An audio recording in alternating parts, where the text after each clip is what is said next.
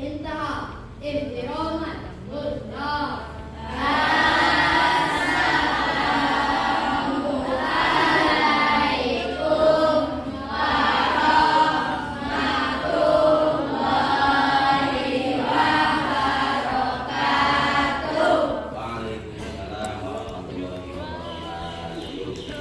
Kaifa halkum? Baik, alhamdulillah. Sabahul khair.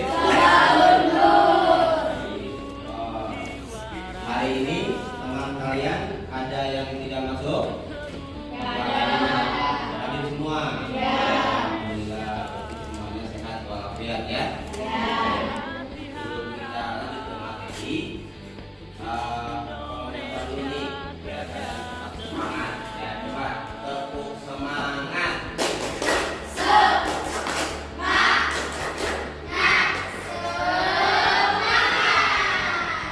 Terima kasih ya. Ada yang mau nyanyi? Kira-kira mau nyanyi apa? Nyanyi apa? Balenggu. Balenggu ada 5.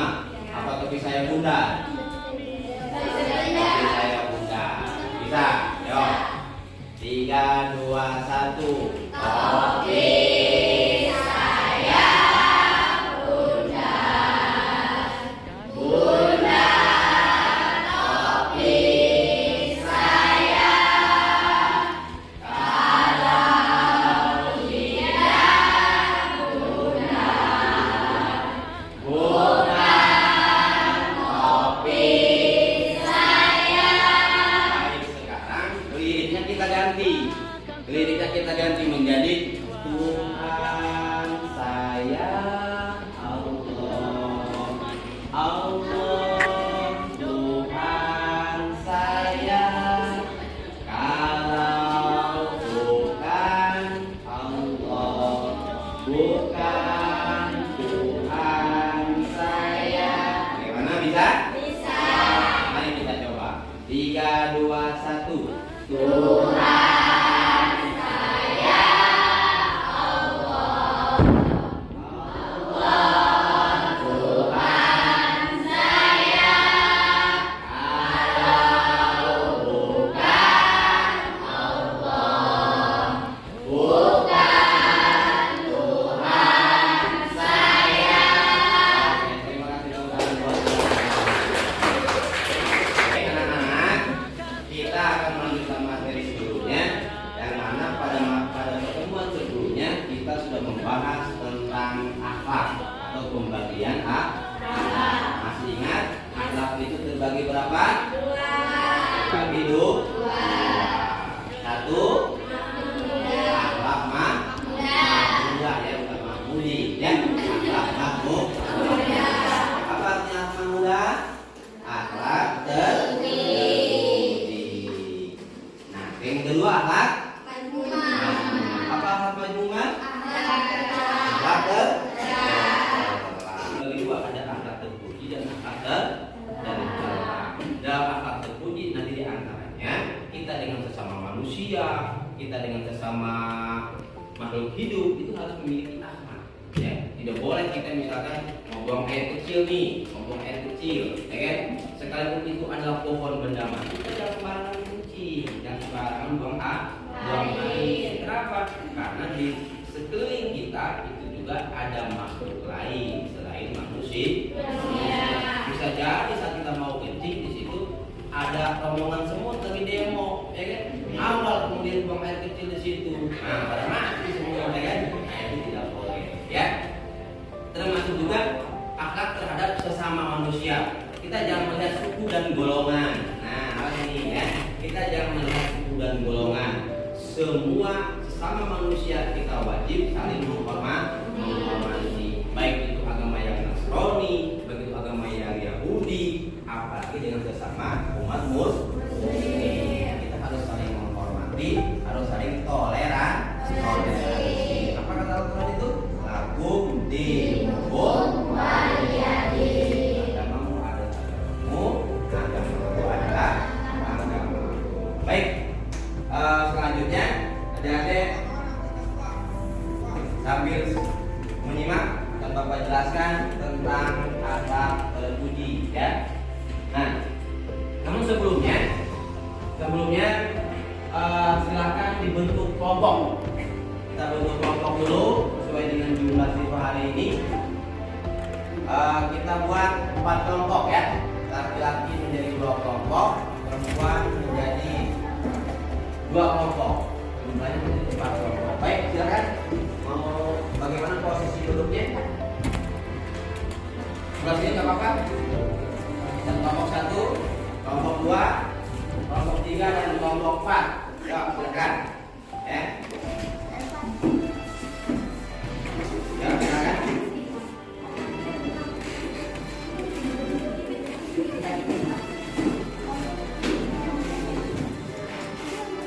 Ini kelompok 1 ya, kelompok 1, kelompok 2, kelompok 3 dan kelompok 4. Nah, nanti tugasnya adalah setiap kelompok nanti saat Bapak menyampaikan materi, adik-adik menyimak, memperhatikan. Nah, nanti setelah Bapak selesai menjelaskan tentang materi, masing-masing kelompok berdiskusi, menyimpulkan hasil pembelajaran kita hari ini. Kemudian nanti perwakilan dari masing-masing kelompok menyampaikan, ya, menyampaikan kesimpulan hari ini dan nanti ditanggapi oleh kelompok yang lain. Bisa dipahami ya? Baik. Akhlak terpuji dan akhlak tercela. Yang tadi yang sudah sampaikan bahwa akhlak itu dari sekian banyak akhlak ini dibagi menjadi dua. Ya. Tapi pada kesempatan hari ini kita akan berfokus ke akhlak terpuji atau akhlak mahmudah ya. Nah, pengertian akhlak. Nah, diulang kembali ini. Akhlak kalau dari segi bahasa ini adalah bentuk jamak dari kata khuluq. Karena akhlak itu bahasa Arab, ya kan? Bahasa Arab atau bahasa Arab bentuk jamak dari kata khuluq yang artinya adalah tingkah laku, perangai atau tabiat. Seperti tadi saya sampaikan bahwa setiap tingkah laku manusia atau perangai, tahu perangai ya?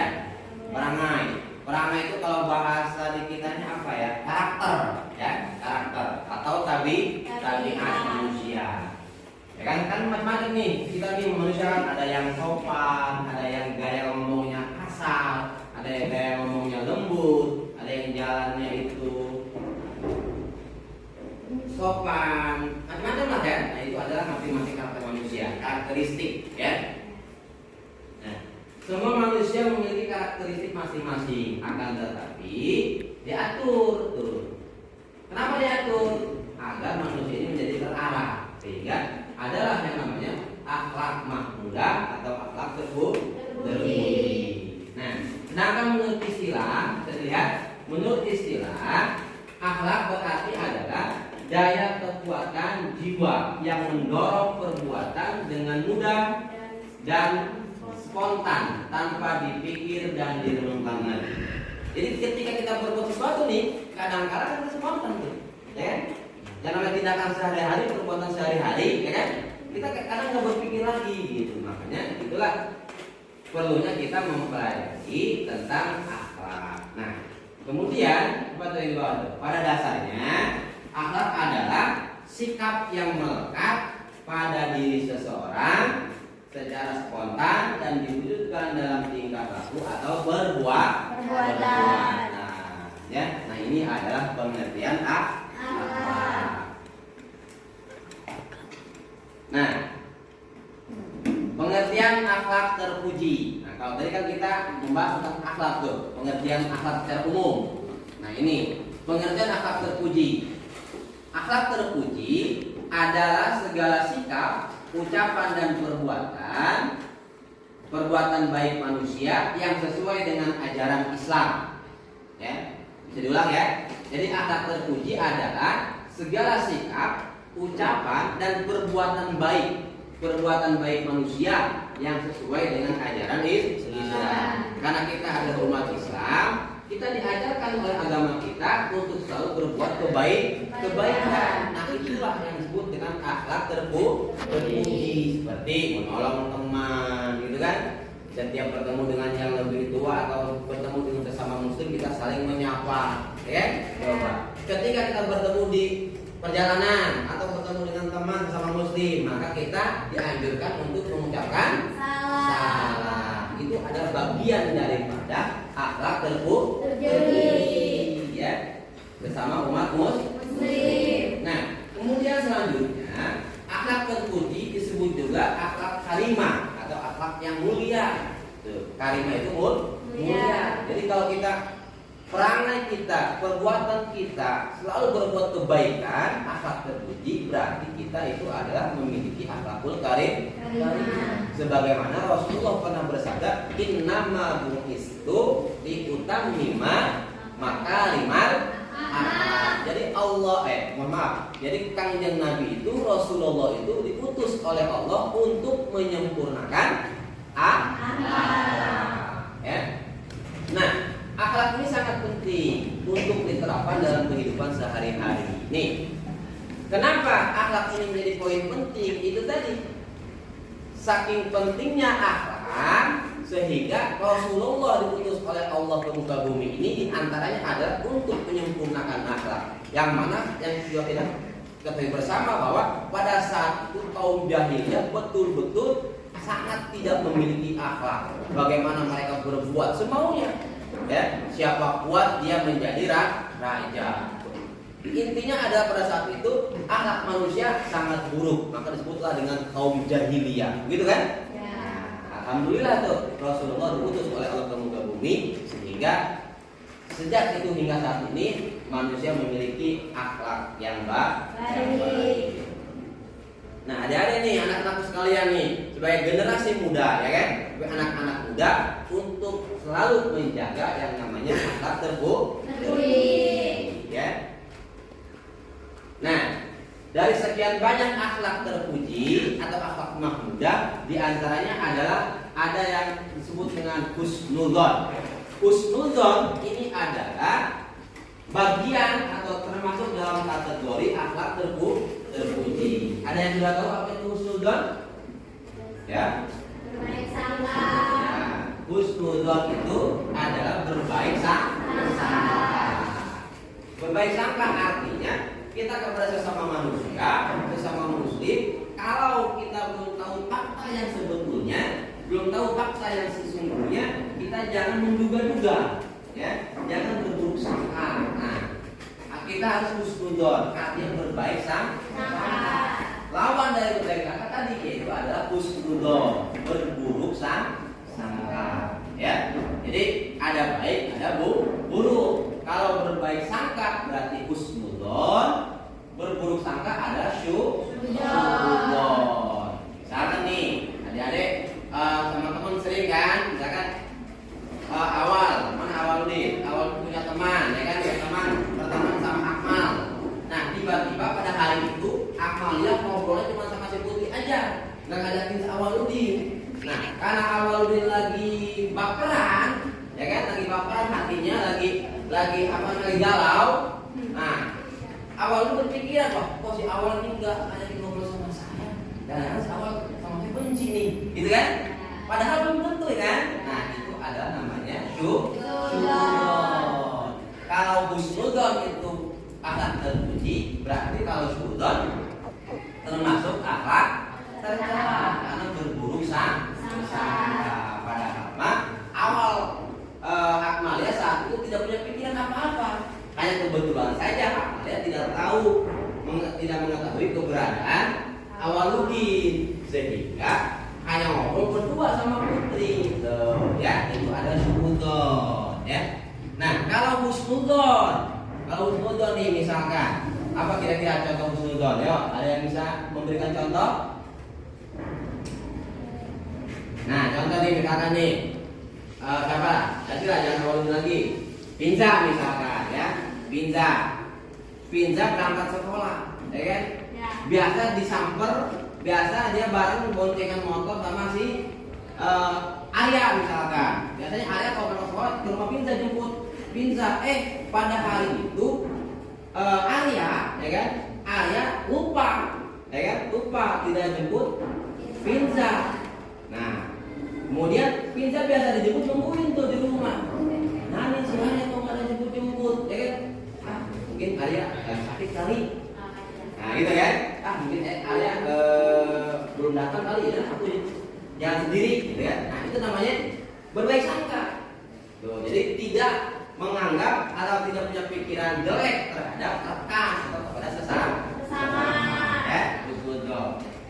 Nah, selanjutnya tuh, Allah melarang kita bersikap suudzon sebagaimana tercantum dalam Al-Qur'an, yaitu surat Al-Hujurat ayat 12, ya. Dan juga sabda Rasulullah. Apa kata Rasulullah? Jauhkanlah dirimu dari prasangka buruk, karena berprasangka itu pembicaraan yang dusta. Pada intinya setelah kita mempelajari ini, adik-adik hindari yang namanya syuudzon. Kita harus selalu berhusnudzon, ya. Nah, selanjutnya macam-macam perilaku husnudzon. Di antaranya nih, satu, husnudzon kepada Allah. Terhadap Allah pun kita harus selalu berhusnudzon atau berbaik sangka, ya. Nah, perhatikan, husnudzon kepada Allah berarti berbaik sangka kepada Allah. Husnudzon kepada Allah merupakan pertanda dari keimanan seseorang atau seorang hamba kepada Allah. Karena kata Allah begini, ana inda zonni abdi, kata Allah. Jadi Allah itu bagaimana dugaan hambanya, kata Allah. Ana inda zonni abdi. Saya, kata Allah nih, saya itu bagaimana dugaan hamba. Contoh begini, adik-adik nih sedang ada masalah misalkan, jangan bermusyawarah kepada Allah. Misalkan ketika kena musibah, oh ya Allah, ini ujian, gitu kan? Mungkin saya banyak dosa, saya banyak salah, ini ada ujian dari Allah. Itu namanya husnudzon. Tapi kalau kita bermusyawarah kepada Allah, ini Allah kok nggak adil. Saya sholat setiap hari, saya ngaji setiap hari, kok susah aja. Nah, itu namanya syuudzon. Kalau kita bersangka demikian kepada Allah, maka Allah pun akan demikian. Paham ya? Bisa pahami sampai di sini? Jadi kita sebagai manusia, sebagai hamba harus selalu memiliki rasa atau sikap husnudzon kepada Allah. Selanjutnya, husnudzon kepada diri sendiri. Nah, ini ditunjukkan dengan sikap percaya diri dan optimis serta inisiatif. Adik-adik nih sebagai pelajar, jangan pernah merasa bodoh atau tidak minder. Harus selalu tampil percaya diri, ya. Karena percaya diri itu artinya adalah husnudzon kepada diri sendiri, yakin bahwa kita itu mampu. Itu husnudzon namanya, ya. Jangan punya rasa, kok saya nggak bisa ini, berarti saya bodoh. Jangan, ya. Harus optimis atau percaya diri itu adalah termasuk ke dalam kategori husnudzon kepada diri sendiri, ya. Selanjutnya, husnudzon kepada sesama manusia. Nah, seperti tadi yang aku contohkan, ya. Nah, dengan cara senang, berpikir positif dan sikap hormat kepada orang lain tanpa ada rasa curiga. Kalau kita sudah curiga kepada sesama, curiga kepada teman, curiga kepada keluarga, kepada saudara, itu namanya syuudzon terhadap sesama. Paham ya? Paham. Nah, jadi kepada Allah kita harus selalu berhusnudzon. Kemudian husnudzon kepada diri sendiri. Kemudian husnudzon kepada sesama manusia. Ya. Nah, ini adalah hikmah husnudzon kepada Allah. Tadi sudah disampaikan bahwa kita terhadap Allah sebagai Tuhan kita harus selalu bersikap atau punya rasa husnudzon atau berbaik sangka. Apa hikmahnya? Ini diantaranya hikmah husnudzon kepada Allah diantaranya adalah menumbuhkan rasa syukur kepada Allah atas segala nikmat. Jadi kalau kita selalu punya rasa husnudzon kepada Allah, kita akan selalu punya rasa bersyukur, tidak pernah merasa kekurangan. Tuh. Jadi sedikit kita syukuri, banyak pun kita syukuri. Nanti pada akhirnya kita tidak akan pernah mengeluh. Banyak tetangga kita, saudara kita yang susah mas ini hidup saya, gitu kan? Nah, itu tidak bersyukur namanya. Kenapa? Karena nikmat yang Allah berikan itu banyak. Dan makanya dengan kita selalu berhusnudzon kepada Allah, maka rasa syukur itu akan makin bertambah kepada Allah. Karena ingat, kita lahirnya pun tidak bawa apa-apa, ya kan? Ketika kita lahir nih, dikeluarkan oleh ibu kita, bawa apa coba? Dalam keadaan telanjang bulat tanpa sehelai benang pun, ya kan? Maka sekarang nih kita pakai baju, kita pakai celana, kita punya uang, kita punya motor, kita punya mobil, itu adalah nikmat dan karunia dari Allah yang patut kita syukuri. Kemudian menambahkan rasa cinta kepada Allah. Nah, dengan selalu kita berhusnudzon, berbaik sangka kepada Allah, maka rasa cinta kepada Allah akan makin tumbuh. Apa bentuk bukti cinta kepada Allah? Dengan mentaati perintah Allah dan menjauhi larangan Allah. Itu adalah bagian daripada wujud ungkapan rasa cinta kepada Allah, ya. Selanjutnya, menambahkan keinginan untuk berusaha memperoleh rahmat dan nikmat Allah. Nah, ini kita selalu berharap kepada Allah agar nikmat yang Allah berikan kepada kita makin bertambah, ya kan? Kemudian rahmat dan nikmat Allah terus meningkat, mendorong manusia mencapai kemajuan. Kita nih optimis, ya kan? Kita optimis kepada Allah, yakin bahwa Allah akan memberikan yang terbaik kepada kita. Ini adalah bagian daripada husnudzon kepada Allah. Selanjutnya, menimbulkan ketentraman. Kalau kita selalu bersyukur kepada Allah, berhusnudzon kepada Allah, berbaik sangka kepada Allah, maka akan tumbuh rasa tentram, hati menjadi tenang, tidak akan pernah galau. Dalam apapun keadaannya, kita akan selalu merasa tentram. Kenapa itu tadi? Karena kita selalu memiliki rasa berbaik sangka kepada Allah. Ya, selanjutnya menghilangkan kesulitan dan kepahitan. Nah, paham ya? Menghilangkan kesulitan dan kepahitan. Ketika ada musibah, ketika kita ada kesusahan, itu tidak akan terasa. Tidak akan terasa sakit, tidak akan terasa susah. Kenapa? Karena kita kembali bahwa segala sesuatu itu adalah karunia dari Allah. Terakhir, hikmah husnudzon kepada Allah adalah menumbuhkan kreasi yang produktif dan daya cipta yang berguna. Kalau kita selalu yakin, optimis, berbaik sangka kepada Allah, maka kita akan punya rasa yang produktif, semangat untuk menciptakan sesuatu yang baru, untuk menjadi manusia yang berguna bagi nusa, bangsa, dan agama. Oke, baik, anak-anak, demikian penjelasan tentang husnudzon yang bagian daripada sikap atau perilaku atau akhlak terpuji, ya. Nah, baik, Bapak kasih waktu, adik-adik, anak sekalian, masing-masing kelompok tadi sudah dibentuk, silakan berdiskusi, kemudian nanti perwakilan dari kelompok untuk menyimpulkan, ya. Boleh perwakilan satu atau dua orang, nanti ditanggapi oleh kelompok yang lain. Yuk, dipersilakan.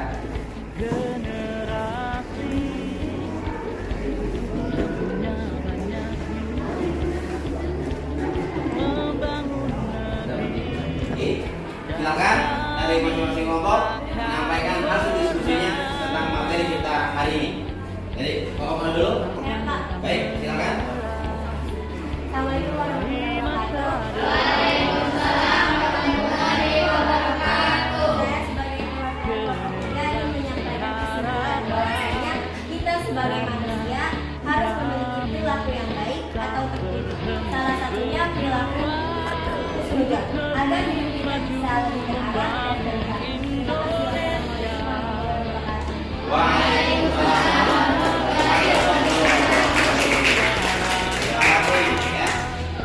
Dari kelompok yang lain ada yang mau menanggapi apa yang disampaikan oleh kelompok 3? Silakan.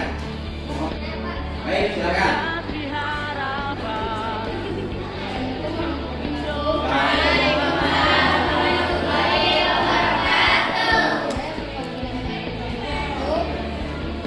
Jadi betul apa yang kita amal, kita harus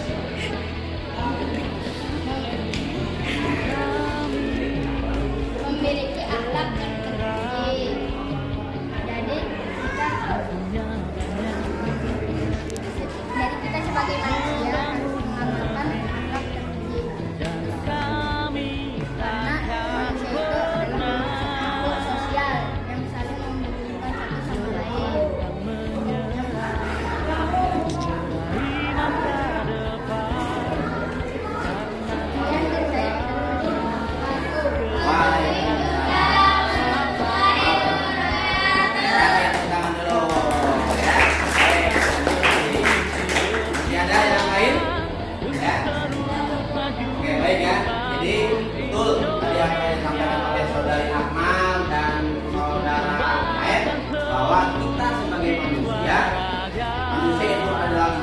sosial tadi kata Aib ya. Kita saling membutuhkan satu sama lain, maka kita harus menjalin hubungan baik terhadap manusia, terlebih terhadap Allah dengan wujud yaitu adalah perilaku terpuji atau akhlak makhluk.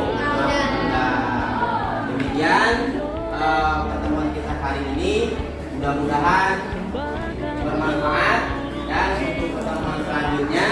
untuk pertemuan selanjutnya nanti kita akan membahas tentang akhlak mazmumah atau akhlak mudah-mudahan kita bisa ketemu lagi di pertemuan selanjutnya dalam keadaan sekian, terima kasih dari Bapak, mohon maaf nanti lahir di semua ya.